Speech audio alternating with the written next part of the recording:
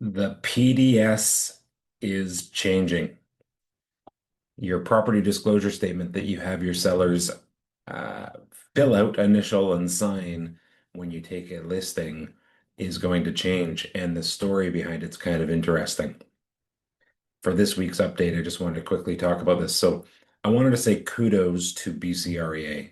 I've talked a lot about Korea and some of the, in my mind, shortfalls that there's been with Korea over the last couple of years as far as the service that they provide and some of the advocacy and things that they're doing on a national scale. So we've got to give kudos to the organizations when they do get it right. And in this case, our provincial organization, I think, did. So a couple months ago, you may remember at a sales meeting, we were talking about a court case where there's a small but important detail about a PDS. A PDS was struck out, and a buyer later on found something out, and they said that because the seller had crossed out the PDS, that meant the seller said they don't know the answers to the questions, and there was something that the seller did know, or the buyer wanted to argue the seller did know, and therefore the buyer said that should have been disclosed. We, I think, in the industry have always thought that crossing out the PDS means I'm not giving you any answers. So that small distinction, but important. I don't know the answer, or I'm not giving you any answers. Court found that it means the seller is saying, I don't know the answer, which if later is found not to be true, could be problematic for a seller. So we don't know what the changes are going to look like to the PDS, but we imagine it's going to probably have some language around that and clarification as what those answers mean or non-answers mean. But the kudos part is this. We talked about this few months ago at a sales meeting.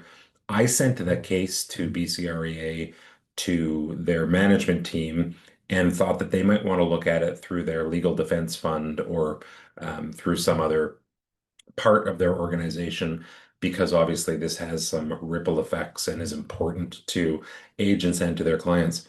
That was only about 6 weeks ago, 4 weeks ago, maybe, certainly less than 2 months ago.